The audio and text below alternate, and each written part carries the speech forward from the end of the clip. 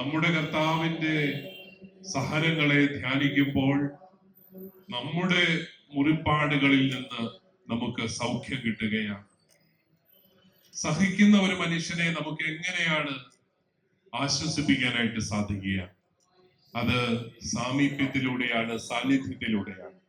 പലപ്പോഴും നമുക്ക് പല സഹനങ്ങളും നമുക്ക് ഒഴിവാക്കാനൊന്നും സാധിക്കുകയില്ല. ചില രോഗങ്ങളിലൂടെയും അതുപോലെ വേദനകളിലൂടെയും കടന്നു പോകുമ്പോൾ കൂടെ ആരെങ്കിലും ഉണ്ട് എന്നുള്ളതാണ് ഏറ്റവും വലിയ ആശ്വാസം.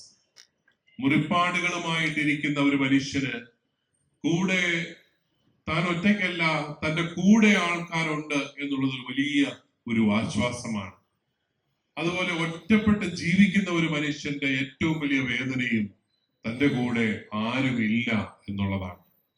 കുടുംബജീവിതത്തിലൊക്കെ ആണെങ്കിലും ഒറ്റപ്പെട്ട് ജീവിക്കുന്ന ധാരാളം വ്യക്തികള് നമുക്ക് ചുറ്റുമുണ്ട്.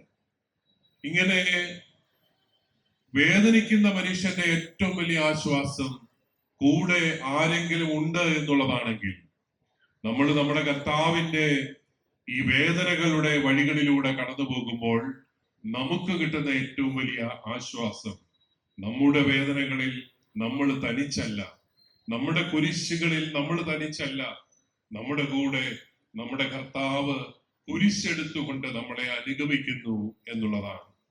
അതാണ് ഏറ്റവും വലിയൊരു ആശ്വാസം.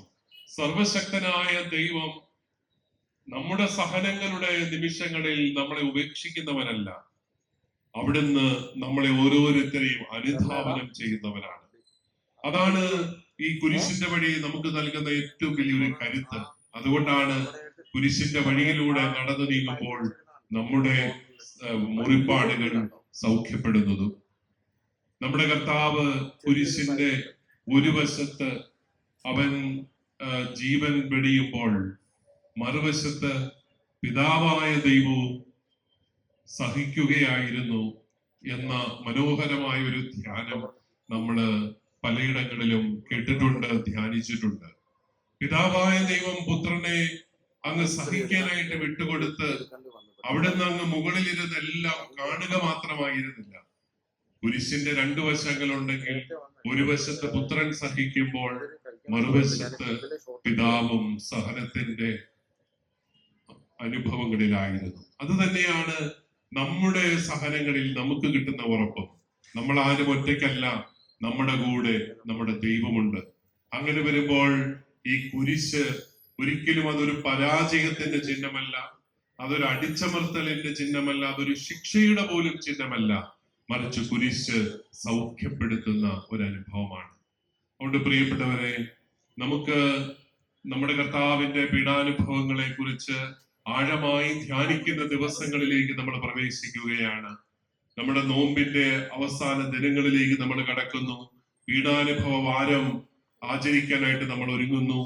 അവിടെ എല്ലാം നമ്മൾ ഈ ദിവസങ്ങളിൽ കൂടുതൽ വചനം വായിച്ചുകൊണ്ട്, കൂടുതൽ പ്രാർത്ഥിച്ചുകൊണ്ട്, ഈ കുരിശിന്റെ വഴിയിലൊക്കെ കൂടുതലായി പങ്കുചേർന്നുകൊണ്ട് നമ്മൾ കർത്താവിന്റെ സഹനങ്ങളോടൊപ്പം യാത്ര ചെയ്യാനായിട്ട് ആഗ്രഹിക്കുമ്പോൾ നമുക്ക് നമ്മുടെ എല്ലാവരുടെയും വേദനകളിൽ നിന്ന് വലിയൊരു വിമുക്തിയും സൗഖ്യവും എല്ലാം ലഭിക്കുകയാണ്. കൂടെ സർവശക്തനായ ദൈവമുണ്ട് എന്ന വിശ്വാസം ഉണ്ടാകുമ്പോൾ ഏത് സഹനങ്ങളും കരുത്തായിട്ട് മാറുകയാണ്. ആ ഒരു അനുഭവം നമ്മുടെ വ്യക്തി ജീവിതത്തിലും കുടുംബ ജീവിതത്തിലും എല്ലാം വലിയ ഒരു ശക്തിയായിട്ട് മാറട്ടെ എന്ന് പ്രത്യേകമായിട്ട് നിങ്ങൾക്ക് എല്ലാവർക്കും വേണ്ടിയിട്ട് പ്രാർത്ഥിക്കുന്നു. നല്ല ദൈവം നിങ്ങളെല്ലാവരെയും സമൃദ്ധമായി അനുഗ്രഹിക്കട്ടെ.